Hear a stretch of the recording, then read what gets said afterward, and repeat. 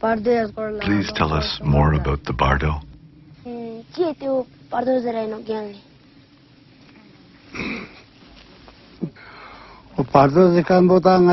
All existence is one kind of Bardo or another. It means living in an atmosphere of uncertainty, moving without a place to rest. So that means we are in a Bardo now? Yes, we are now passing through the Bardo of existence. Here, we want to make something lasting and secure, but no one has ever accomplished this. Our life is always in the hands of death. But death is a different kind of Bardo. Yes, when we die, it is completely out of our control. Our experience is completely naked. What is the best path through this Bardo? It is a question of waking up right now. Look at your own mind. Look at it when it is calm and still, and when it is running wild. This is what the Buddha did and what he taught.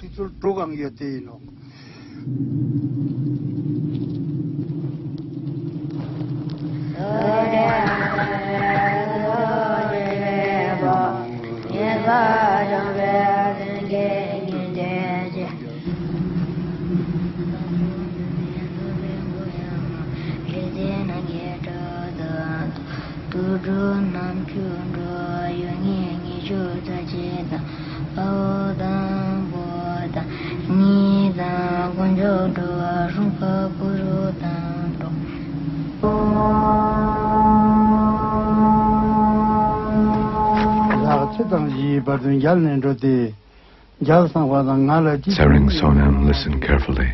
You do not know who you are or where you have been. Now you will meet your mind in the form of projections which seem vivid and entirely real. Now you will see penetrating blue light shining all around you. This is the essence of consciousness itself, Buddha Vairochana. His wisdom is like a mirror, reflecting everything. He is the form of consciousness in its complete purity. This wisdom is inseparable from your own heart. But also, you will see a diffuse white light. Avoid it. If you follow the allure of the soft white light, you will find yourself ensnared in the temporary pleasures of being born as a god, living in lordly ignorance of the passage of time, yet subject to unexpected death.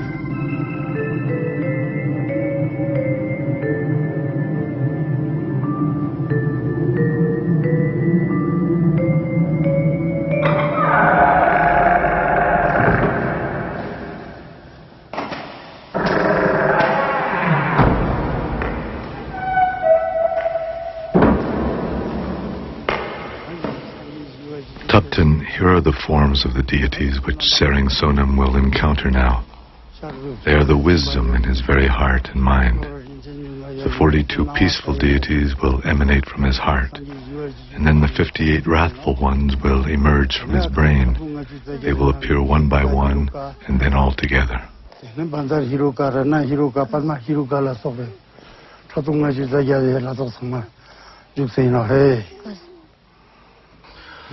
The peaceful deities are complete, immovable, invincible. If you cannot bear to enter their vast benevolent space, if you cannot let go of self-centeredness and fear, these deities will become terrifying, wrathful ones who drink the blood of his ego clinging and crush all his delusions. If he recognizes them as an expression of his own mind, they are the unsparing face of wakefulness.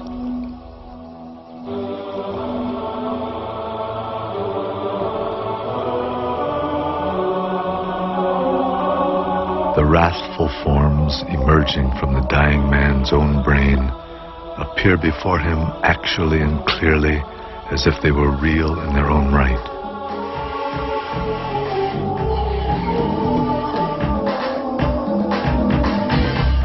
Terror and anger he feels are his own efforts to evade being completely awake. He wanders uncertainly in the landscape of his own mind. If he recognizes this as his own projection, liberation is instantaneous.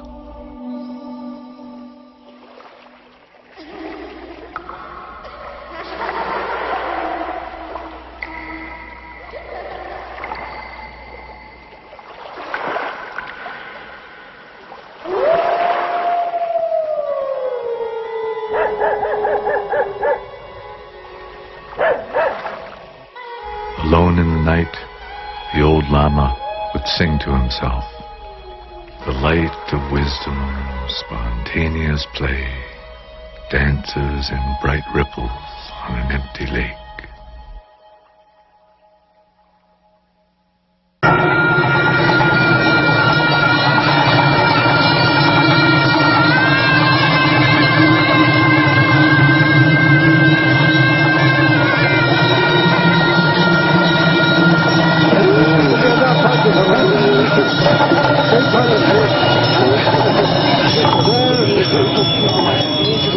8 days after his death, Tsering Sonem's body is cremated.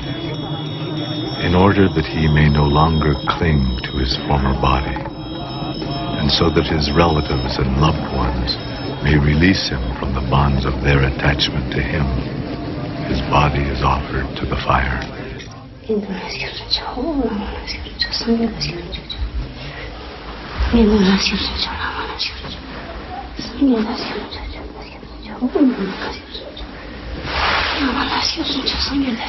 I take refuge in the Buddha. I take refuge in the Dharma. I take refuge in the Sangha. Tsering Sonem's widow makes this prayer not just for herself and her husband, but for all beings to be released from suffering. It's been 8 days since Tsering Sonem died, but still he wanders in the Bardo. Now he is seeing the wrathful deities, so it is a difficult time for him. Please continue to think of him kindly. Continue to offer prayers for him and encourage him. It will help him find his way.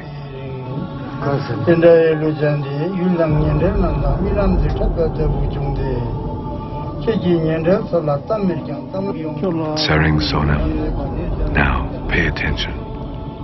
Do not be afraid or bewildered. The great wrathful ones are now appearing before you. They are the presence of your innate wisdom, the vivid form of your own wakefulness. Recognize them as a reflection of your own mind. Recognition and liberation are simultaneous. All of us feel sparks of anger, flickers of passion, twinges of jealousy, small moments. But from these seeds, we grow to become a jealous person, an angry woman, a passionate man.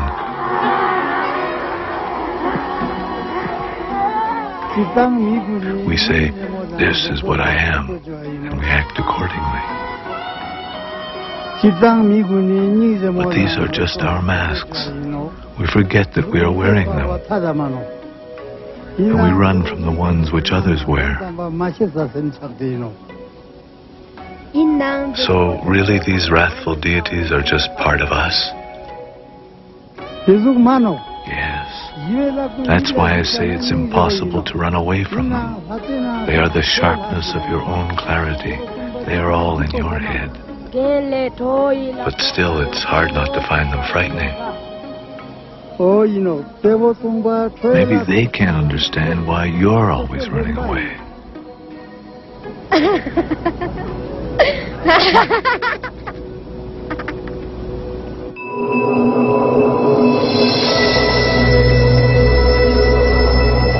Then, all together and all at once, the peaceful and wrathful deities come before the dying man, filling the whole of space. If he does not recognize these as his own projections, then they transform into the terrifying image of the Lord of Death, with gnashing fangs and glassy eyes. This too is his own projection. But if he does not accept that, his fear and turmoil force him to wander on in terror to the Bardo.